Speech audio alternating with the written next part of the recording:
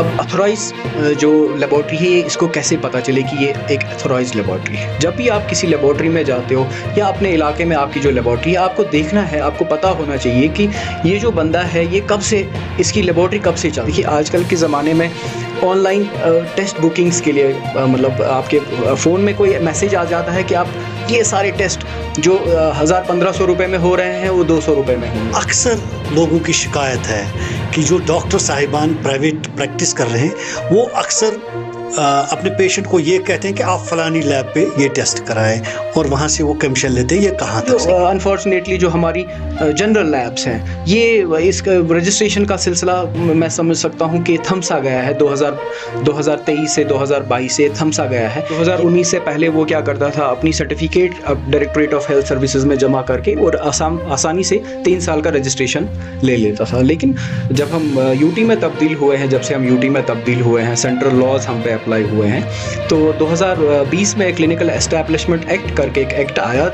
उसके तहत हमें कहा गया कि आप रजिस्ट्रेशन करें। मेडिकल असिस्टेंट की भी कमी, डॉक्टर्स का आप छोड़िए, मेडिकल असिस्टेंट्स की कमी है। जब डॉक्टर्स की कमी है तो हम कहाँ से लाएं डॉक्टर्स? मेरा सवाल रहा है सीएमओ से हर बारी कि कहाँ मिल रहे हैं ये डॉक्टर्स जो हमको अपनी सर्टिफिकेट दें, जो आप कह रहे हैं कि आप ऑनलाइन अपना डॉक्टर का सर्टिफिकेट लाएं। तो वो सर्टिफिकेट हमें कौन देगा और क्यों देगा? अक्सर शिकायत मिलती है कि अगर एक मरीज़ अपना टेस्ट कराने के लिए लेबॉर्ट्री में जाता है तो जब उन्हें किसी मर्ज़ में मुब्तला पाया जाता है कि टेस्ट पॉजिटिव आता है, तो दूसरे दिन वो दूसरी लेबॉर्ट्री में जाता है, वहाँ नेगेटिव टेस्ट आ रहा है। इसके क्या वजूहात के कि एक लेबॉर्ट्री में पॉजिटिव आ रहा है, एक लेबॉर्ट्री में नेगेटिव? हमारी एसोसिएशन का काम रहा है कि जो भी गरीब गुरबात हैं, हमारी लैब्स जो जुड़ी हैं हमारी एसोसिएशन के साथ, करीब 1500-1600 लैब्स हमारी एसोसिएशन के साथ जुड़ी हैं, तो वहाँ पे हमने एक ऐसा कॉर्नर रखा है जहाँ पे गरीब लोगों के लिए बिल्कुल मुफ्त टेस्ट किए जाते हैं। एशियन मेल पॉडकास्ट देखने और सुनने वालों को रशीद राहिल का प्यार भरा सलाम।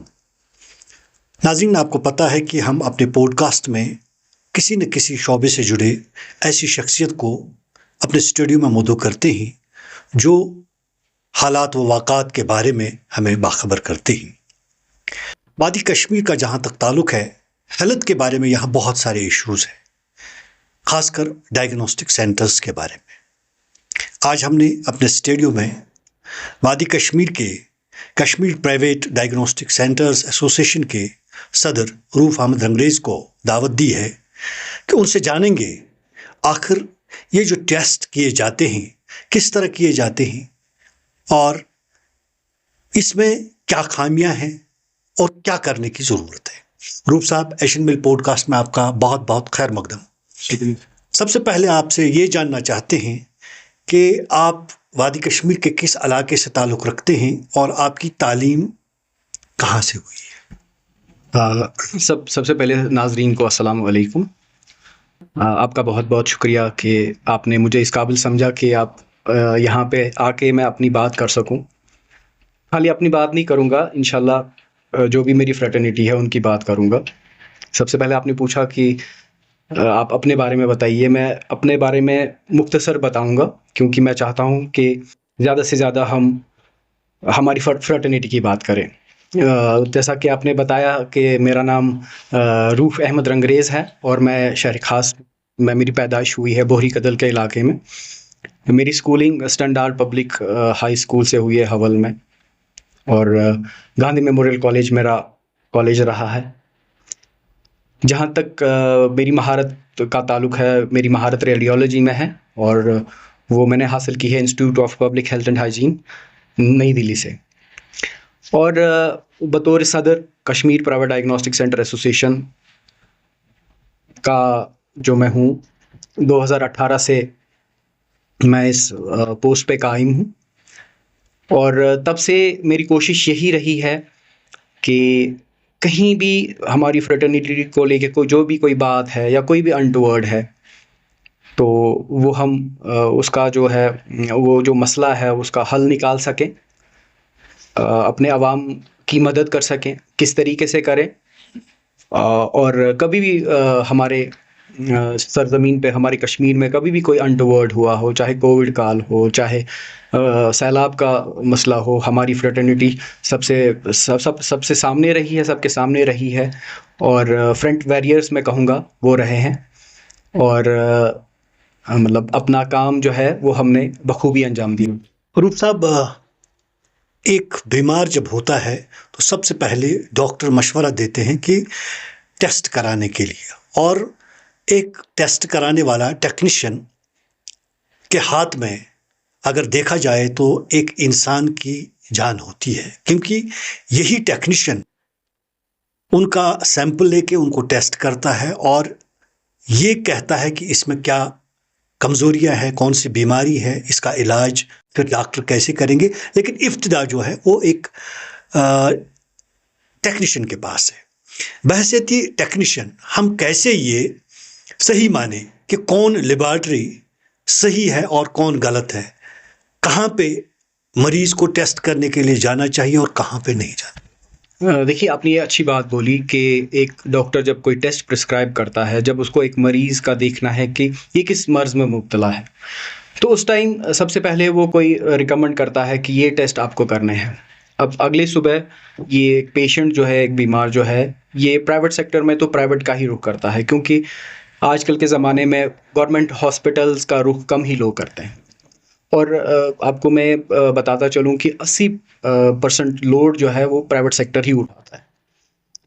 और जो ये 80% का लोड है, जब एक मरीज़ सुबह मॉर्निंग में चला जाता है टेस्ट के लिए, तो इनको चाहिए कि पहले एक मतलब एक ऑथराइज्ड लेबॉर्ट्री का मतलब वो करे, मतलब सेलेक्ट करें। अब ऑथराइज जो लेबॉर्ट्री है, इसको कैसे पता चले कि ये एक ऑथराइज लेबॉर्ट्री है? जब भी आप किसी लेबॉर्ट्री में जाते हो या अपने इलाके में आपकी जो लेबॉर्ट्री है, आपको देखना है, आपको पता होना चाहिए कि ये जो बंदा है ये कब से, इसकी लेबॉर्ट्री कब से चल रही है।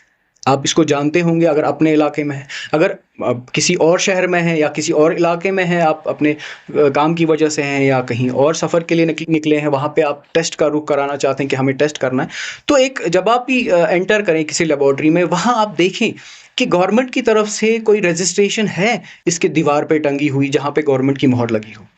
तो ये चीज़ें, कोई प्राइस लिस्ट है मतलब गवर्नमेंट की तरफ से या एसोसिएशन की तरफ से, या इसका कोई डिप्लोमा डिग्री है टंगा हुआ, जो कि होना चाहिए। हम बार बार कहते हैं, हमारे सीएमओ सर भी बार बार कहते हैं कि प्राइस लिस्ट और जो भी आपकी महारत है वो आप अपने दीवार पे रखें, ताकि पेशेंट जब आए, उसको कोई टेस्ट करना है, आपका जो वो टेस्ट है उसका प्राइस क्या है, वो पहले से वो जांच ले कि ये टेस्ट, इसमें 400 रुपये लग रहे हैं, कि मेरे पास एफर्ट में कर सकता हूँ, नहीं कर सकता हूँ। तो ये चीज़ें देख के ही मतलब आप अपना ब्लड सैंपल दें ऑथराइज तरीके में। और ऑथराइज तरीके में जब आप अपना सैंपल दे रहे हैं, वो माहिरीन हज़रात, चाहे वो बीएससी किए हुए हों या जो टेक्नीशियन हज़रात हैं, तो उनका मतलब जो सैंपल लेंगे, उसी से इस मरीज़ का मतलब सेहत का मामला है, मरीज़ का पता चल जाता है कि ये किस मर्ज़ में मुब्तला है। तो इसके लिए मैं कहूँगा कि आप तक ही है कि आप ऐसी जगह ना जाए जो मतलब अनऑथराइज है। देखिए, आजकल के ज़माने में ऑनलाइन टेस्ट बुकिंग्स के लिए मतलब आपके फ़ोन में कोई मैसेज आ जाता है कि आप ये सारे टेस्ट जो 1000-1500 रुपये में हो रहे हैं, वो 200 रुपये में होंगे। बिना जांच पड़ताल किए हुए आप ये टेस्ट बुक कर लेते हैं 200 रुपये में। अगले दिन आपको बंदा आ जाता है सैंपल लेने, शाम तक रिपोर्ट भी आ जाता है, लेकिन ये किस लेबॉर्ट्री में हुआ है, कहाँ से हुआ है, किधर से हुआ है, ये आपको पता नहीं चल रहा है।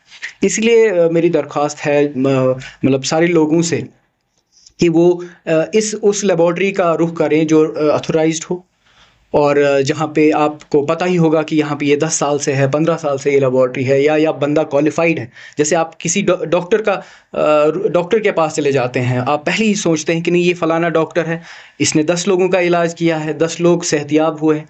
उसी तरीके से टेस्ट के मामले में भी थोड़ी सी ये मतलब जांच मतलब ये रखें कि एक मतलब रखें, ख्याल करें कि हम जहाँ जा रहे हैं वो ऑथराइज्ड लैब है कि नहीं है। जहाँ तक स्टेट या यूटी का ताल्लुक है, तो सरकारी सतह पे तो रजिस्ट्रेशन होती है। क्या इंटरनेशनल स्टैंडर्ड के हवाले से जो रजिस्ट्रेशन होती है या नेशनल जो एग्रीडेशन कमेटियां होती है, क्या कोई ऐसी ऑर्गेनाइजेशन है जो आपको वो सर्टिफिकेट भी देती है? देखिए, बड़ी जो एडवांस लैब्स की बात मैं करूँगा, जहाँ पे हमारे ट्यूमर मार्कर्स होते हैं, जहाँ पे हमारी पैथोलॉजीज़ होती हैं। जैसे आपको पता है कि जनरल लेबोरेटरीज़ 2 तबकों में मतलब ये डिवाइड की गई हैं। एक जनरल है, जनरल है, एक एडवांस है।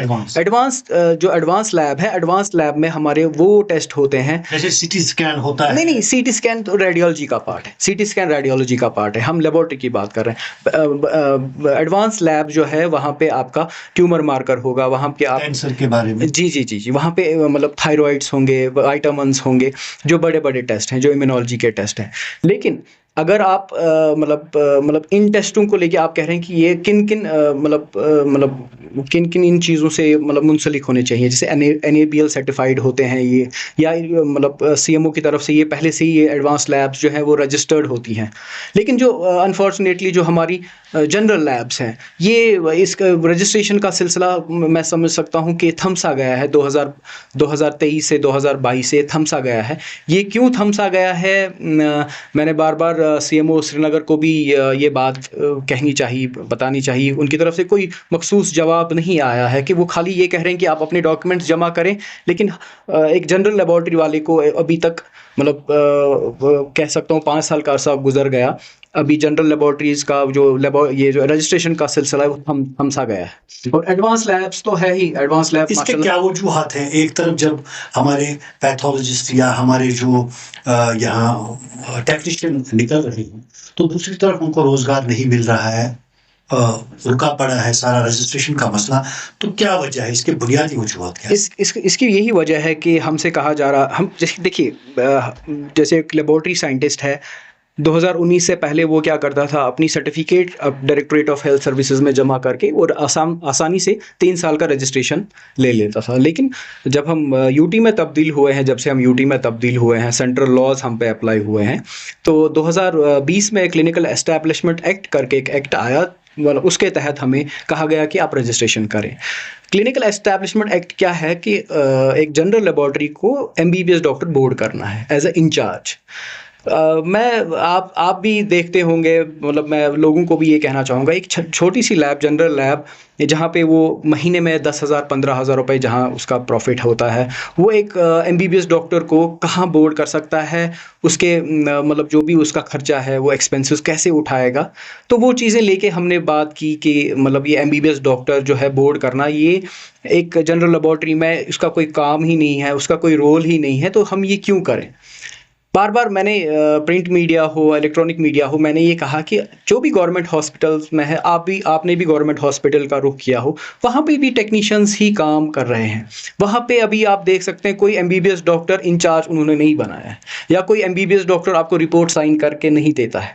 मशीन से जो रिपोर्ट आता है, जैसे आप CBC भी बात करें, मशीन से जो रिपोर्ट आ रहा है वो पेशेंट के हाथ में थमाया जाता है गवर्नमेंट हॉस्पिटल में और चला जाता है।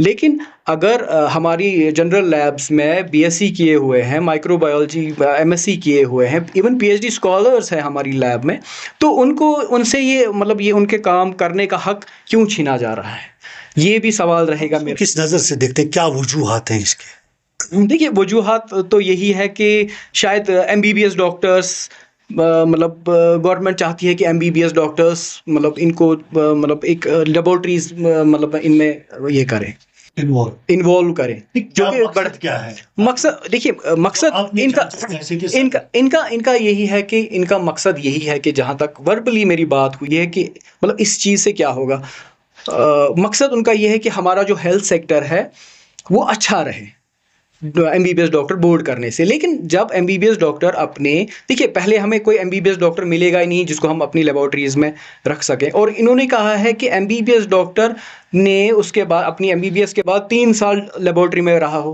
अगर मैं अब आपसे पूछूं, MBBS डॉक्टर जो है वो MBBS करके स्पेशलाइजेशन में चला जाता है, कोई सर्जरी में जाता है, कोई गायनेकोलॉजी में जाता है, कोई रेडियोलॉजी में जाता है। आपने कभी सुना होगा कि MBBS करके कोई लेबोरेटरी में चला गया एक्सपीरियंस के लिए? ऐसा तो कोई है ही नहीं। वो कहाँ से लाए, ये भी सवाल रहा है हमारा। फोर फ्लंग एरियाज़ में सरकार के पास MBBS डॉक्टर ही नहीं है जो हम उनको बिठा सके। वहाँ पे मेडिकल असिस्टेंट की भी कमी है। डॉक्टर्स का आप छोड़िए, मेडिकल असिस्टेंट्स की कमी है। जब डॉक्टर्स की कमी है तो हम कहाँ से लाएं डॉक्टर्स? मेरा सवाल रहा है सीएमओ से हर बारी कि कहाँ कहाँ मिल रहे हैं ये डॉक्टर्स जो हमको अपनी सर्टिफिकेट दें, जो आप कह रहे हैं कि आप ऑनलाइन अपना डॉक्टर का सर्टिफिकेट लाएं। तो वो सर्टिफिकेट हमें कौन देगा और क्यों देगा वो? तो ये चीज़ें मतलब यही चीज़ें जो है अड़चने ला रही हैं कि हमें रजिस्ट्रेशन सर मिल नहीं रहा है। अक्सर शिकायत मिलती है कि अगर एक मरीज अपना टेस्ट कराने के लिए लेबॉर्ट्री में जाता है, तो जब उन्हें किसी मर्ज में मुब्तला पाया जाता है कि टेस्ट पॉजिटिव आता है, तो दूसरे दिन वो दूसरे लेबॉर्ट्री में जाता है, वहाँ नेगेटिव टेस्ट आ रहा है। इसके क्या वजूहात के कि एक लेबॉर्ट्री में पॉजिटिव आ रहा है, एक लेबॉर्ट्री में नेगेटिव आ रहा है? देखिए, ये सवाल तो लगभग रोज़ मेरे पास आता है, क्योंकि अगर मतलब हमें ग्रीवेंसेस हमारा एक ये है, मतलब हमारे फ़ोन्स हमारे आते हैं ग्रीवेंसेस जहाँ पे हम सुनते हैं, वहाँ पे अक्सर ये फ़ोन आते हैं कि एक जगह पे हमने एक टेस्ट किया, वहाँ पे एक रीडिंग आई, अगले दिन हमें दूसरी रीडिंग आई। चाहे प्राइस के पहले आपने पूछा कि वेरिएशन क्यों आ रही है। अगर एक बंदा डायबिटिक नहीं है, एक लैब पे उसको डायबिटिक कहा जाता है, दूसरे लैब पे उसको नॉन डायबिटिक कहा जाता है। इसकी खास और मेन वजह यही है कि आपको पहले देखना है कि आप अपना ब्लड सैंपल कहाँ दे रहे हैं। क्या वो इस चीज़ में माहिर है? क्या ये लैब, जैसे मैंने अभी आपको कहा कि ऐसी ऑनलाइन पेज आ रहे हैं कि आजकल के इस नंबर पे क्लिक करें या इस ऐप पे क्लिक करें कि आपका टेस्ट बुक हो गया। आप देख रहे हैं कि ये टेस्ट तो इन्होंने लिखा है कि 1500 रुपए में हो रहे हैं, 200 रुपए में हो रहे हैं। तो या आप कहीं पे क्या वाकई यहाँ लैब काम कर रही है कि नहीं कर रही है? वही ऐसी नहीं रेडीमेड रिपोर्ट नहीं तैयार है? ऐसा तो है ही नहीं सर, ऐसा तो है ही नहीं। देखिए, मैं ये नहीं कहूँगा कि देखो सर, कुछ लोग कह रहे हैं ना कि एक बूंद पानी को खराब कर देती है। वैसा ही हर किसी शोबे में है कि कुछ लोगों की वजह से, सारा शोबा खराब मुतासिर हो जाता है। जैसे अभी आजकल ट्रेंड में ही है कि हमारे यहाँ पे रोटन मीट पाया गया, तो एक बंदे ने वो किया काम और सारे लोग उसमें इन्वॉल्व हो गए। अब आप हर किसी को आप उसी नज़र से देखा जाता है। इसी हिसाब से अगर हम कोई टेस्ट एक बारी उसको कह रहा है कि आप डायबिटिक हो, दूसरी लैब उसको बोल रही है आप नॉन डायबिटिक हो, फिर ये कह रहे हैं कि ये तो मतलब या वो गलत है या तो ये वो गलत है। मेरे पास आ जाते हैं रिपोर्ट्स लेके, सर इनके खिलाफ एक्शन ले लीजिए। लेकिन मेन बात ये है कि आप जहाँ पे सैंपल दे रहे हैं, आपको देखना है कि वो पहले माहिर है नहीं माहिर है। अगर माहिर नहीं है, उसको पता ही नहीं है सैंपल कहाँ पे रखना है, किस वाइल में लेना है, शेक करना है कि नहीं रहना है, मतलब आप जैसे किस टेम्परेचर में रखना है। या अगर आप देखें कि आजकल का ट्रेंड है कि मेडिकल शॉप्स इन्वॉल्व हो गए हैं कि हमने बहुत बारी जो भी ज़िम्मेदारान है मेडिकल शॉप्स के या ये जो है ड्रग्स इंस्पेक्टर्स जो है बहुत सारों से मैं मिला इस रिलेटेड कि आप अपने इलाके में ये देख लीजिए कि इन्होंने फार्मेसी के साथ साथ बोर्ड्स लगाए हुए हैं कि यहाँ पे टेस्ट भी होते हैं, जो उनका काम नहीं है। उनका काम है दवाई बेचना, दवाई के साथ ही रहे, और ये जो टेस्ट वाला काम है टेस्ट वालों को दे। उनको पता है कि ये किस टेम्परेचर, वही फ़र्क रह जाती है कि आप मेडिकल शॉप पे सैंपल दे रहे हैं और उसको अनऑथराइज तरीके से ले रहा है, और पता नहीं कितने घंटे वो उसी टेम्परेचर में रख रहा है जिसको रखना नहीं चाहिए। इसको पता ही नहीं है फास्टिंग में लेना है नहीं लेना है। तो अगले दिन आपको दिखा रहा है कि आप नॉन डायबिटिक हैं। आप सोचो मैं तो इंसुलिन पे हूँ, मैं कैसे नॉन डायबिटिक आ गया। अगले दिन वो किसी और जगह पे चला जाता है, वहाँ पे वो डायबिटिक आ जाता है कि मतलब वो एक्सपेक्ट कर रहा है कि मेरा शुगर कितना है। अब यहाँ पे उसको नॉर्मल दिया जाता है क्योंकि उसको पता नहीं मैंने गलत जगह सैंपल दिया है, और गलत जगह सैंपल देने की वजह से ही ये चीज़ें पाई जाती हैं। वैसे तो एसोसिएशन आपका क्या रोल है इसमें, किस तरह से इसको चैनलाइज किया जाए? देखिए, as a president of Kashmir private diagnostic centre association, मैं आपसे कहूँगा कि ये एक भारी भरकम काम है, और लोगों के बीच में आना पड़ता है, और लोगों की जो भी मुश्किलात हैं वो देखनी पड़ती हैं, कि ख़ास तौर पर कि हम ये जो टेस्ट हैं अफोर्ड नहीं कर पा रहे हैं। आपको मैं बताता चलूँ कि हमारे लैब्स में मैक्सिमम लैब्स में हमने रखे हैं काउंटर्स रखे हैं जो गरीब लोगों के लिए रखे हैं। अगर आपके चैनल के वसादत से लोग सुन रहे हैं तो वो मेरा नंबर जो है ले सकते हैं, ऑनलाइन भी मिलेगा, हमारी वेबसाइट्स पे भी आप अपना जो टेस्ट है वो मतलब बुक कर सकते हैं। जो हमारी एसोसिएशन का काम रहा है कि जो भी गरीब गुरबात हैं, हमारी लैब्स जो जुड़ी है हमारी एसोसिएशन के साथ, करीब करीब 1500-1600 लैब्स हमारी एसोसिएशन के साथ जुड़ी हैं। तो वहाँ पे हमने एक ऐसा कॉर्नर रखा है जहाँ पे गरीब लोगों के लिए बिल्कुल मुफ्त टेस्ट किए जाते हैं। एक कह सकता हूँ मैं, एक सॉफ्ट कॉर्नर रखा हुआ है। तो मतलब मुझे फ़ोन्स आते हैं दिन में कि हम ये अफ़ोर्ड नहीं कर सकते हैं, कहीं पे है कोई चीज़ कि जहाँ पे ये कर सकते हैं? हाँ, बिल्कुल कर सकते हैं। हम हमारी लैबोरेटरीज़ हैं, अगर मैं अब इस बहुत सारी लैबोरेटरीज़ के नाम नहीं ले सकता हूँ। मेरा नंबर अब स्क्रीन पे आ रहे होंगे, तो आप उस पे रुजू कर सकते हैं, उस पे वो नंबर डायल कर सकते हैं और मुझसे फ़ोन पे बात कर सकते हैं। मैं उनको एड्रेस दे सकता हूँ कि किस जगह पे जाएँ और वो कहाँ पे वो सहूलियत जो है वो। रूप साहब, यहाँ एक और बात जहन में आ रही है कि अक्सर देखा गया है कि एक लेबोरेटरी पे टेस्ट के एक रेट होते हैं और दूसरी लेबोरेटरी पे दूसरी रेट, इसके क्या वजूहत है? देखिए सर, हमारा जो प्राइस है वो आपको पता होना चाहिए कि 2012 में हेल्थ एंड मेडिकल एजुकेशन की तरफ से एक रेट लिस्ट आया हुआ 2012 में। 2012 से अभी तक 2 डेकेड्स हो चुके हैं, 2 डेकेड्स का टाइम। और तब से लेके आज तक हम वो कोई जगह नहीं है जहां हम गए नहीं कि एक फ्रेम हो, एक प्राइस लिस्ट फ्रेम हो जिसमें जो कि एक आम पेशेंट और हमारा जो लेबोरेटरी वाला है उसके बीच में जो ये मैं कह सकता हूँ मैं मॉर्निंग में एक लड़ाई सी है, वो ये ख़त्म हो जाए वंस फॉर ऑल। क्योंकि सुबह पेशेंट एक चला आता है लेबोरेटरी वाले के पास, अगर वो वहाँ पे उसकी दीवार पे गवर्नमेंट की तरफ से एक प्राइस लिस्ट फ्रेम किया हुआ हो, वहाँ पे गवर्नमेंट की मोहर उस पे लगी हुई हो, ये नहीं कि एसोसिएशन की तरफ से प्राइस लिस्ट नहीं है, एसोसिएशन की तरफ से प्राइस लिस्ट है। और वो प्राइस लिस्ट आपको पता होना चाहिए मेट्रोपॉलिटन सिटीज़ के मतलब उसके लेवल पे नहीं है, वो हमने खाली 20% रखे हैं उस लेवल पे। जो हम दिल्ली, मुंबई या कहीं पे वो टेस्ट हैं, 20% ही हमने अपना वो प्राइस रखा है।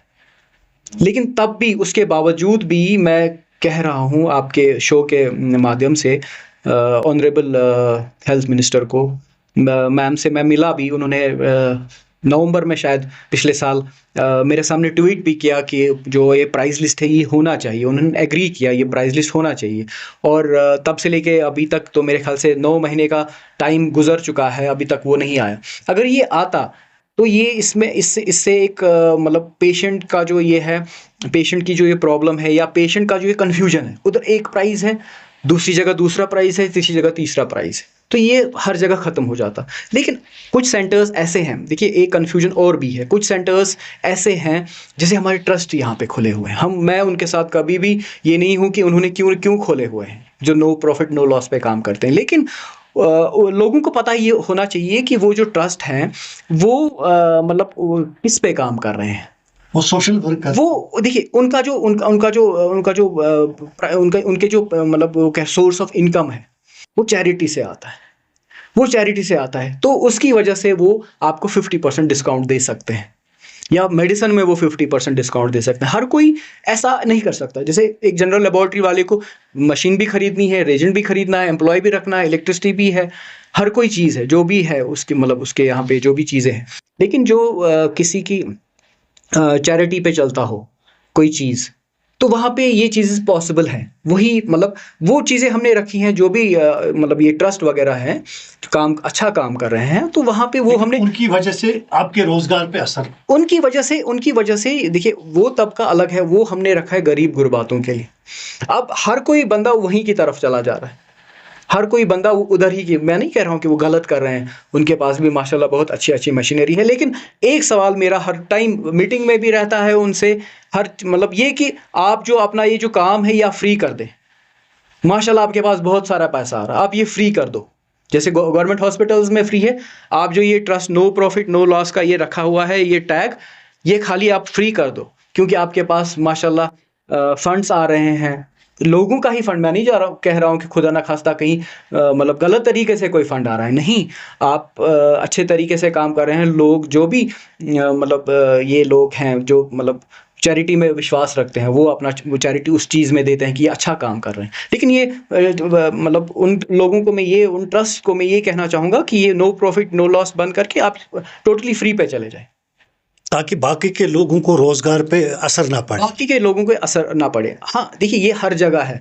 मैं एसोसिएशन के सिलसिले में मेरे ख्याल से पूरी इंडिया घूम चुका हूँ। जहाँ मैंने देखा कि मतलब लैब्स कैसे काम करती हैं, चैरिटेबल ट्रस्ट कैसे काम करते हैं, या कॉरपोरेट्स कैसे काम करते हैं। मॉर्निंग में पेशेंट जब आपके पास प्रिस्क्रिप्शन लेके आता है तो वो कह रहा है कि सर इसमें कितने पैसे लगेंगे, आप उनसे कह रहे हैं कि जी इसमें 1000 रुपये लग रहे हैं, तो वो आपकी तरफ नज़र रख रहा है कि वो कह रहा है कि नहीं आप चोर हो, मुंह पे आपको कहता है। लेकिन ये चोर उसका ये कहना कि इंसान परेशान हो जाता है कि ये जो अर्निंग है मुझे अपनी फैमिली को शाम को देनी है, तो वो परेशान हो जाता है कि इसने मुझे ये कहा, क्या कहा। मेरे साथ अक्सर ये हुआ है कि नहीं जी आप लूट रहे हैं। ये जो लूटने वाली बात है, ये इंसान परेशान हो जाता है कि अगर मैं इस पेशेंट को बोलूं ये मशीन कितने करोड़ की मैंने लाई है, ये मशीन इसका रीजेंट कितने का है, इलेक्ट्रिसिटी एक्सपेंसेस मेरे कितने हैं, लेबर कमिश्नरी में मुझे अपना आपको ये करना होता है, मुझे पोल्यूशन कंट्रोल मुझे पोल्यूशन कंट्रोल में जाना पड़ता है अपनी रजिस्ट्रेशंस के लिए, मुझे बायोमेडिकल हैज़ार्ड में चला जाता है, मुझे म्युनिसिपल कॉरपोरेशन में चला मतलब जाना है। तो ये चीज़ें फिर मुझे मेरा बच क्या रहा है वहाँ पे।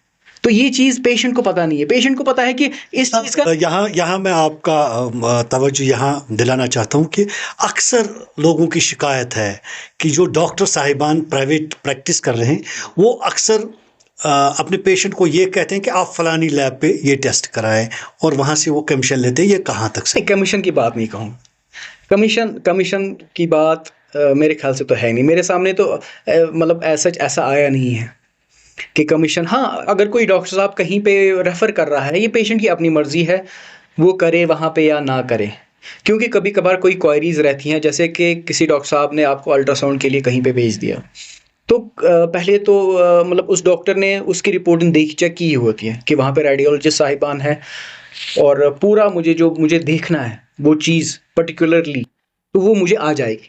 कोई क्वेरी रहती है इस डॉक्टर को, तो वो फिर पर्टिकुलरली उसको फ़ोन करता है कि ये चीज़ मैंने उसको कहा था देखने के लिए, क्या वाकई ये मरीज़ इस चीज़ में मुब्तला है। आप बिलीव नहीं करेंगे, हमारा जो कश्मीर है, यहाँ पे मेडिकल फैसिलिटीज़ हैं, जो मेडिकल फैसिलिटीज़ हैं, ये मैं कहूँगा ये बहुत सस्ती है as compared to metropolitan cities. यहाँ पे अगर आपकी सर्जरीज 30,000 रुपये में हो जाता है, उसी सर्जरी में अगर आप दिल्ली में कराना चाहें 7.5 लाख रुपए का खर्चा आता है। आप समझ रहे मेरी बात? 32,000 और 7.5 लाख रुपए में, ये मेरे साथ खुद का गुजरा हुआ है, मैं अपनी बात कर रहा हूँ। क्योंकि आप यहाँ मरीजों के टेस्ट करते हैं, पता लग जाता है कि मरीज की क्या हालत है। बहैसियत एक डॉक्टर, मैं कहूँगा डॉक्टर, आज तक किस मर्ज में आप लोगों ने ज़्यादा मरीज पाए हैं? देखिए, हमारा जो कश्मीर है, यहाँ पे एक तो डायबिटीज़ और थायराइडिज्म यहाँ पे बहुत आम है।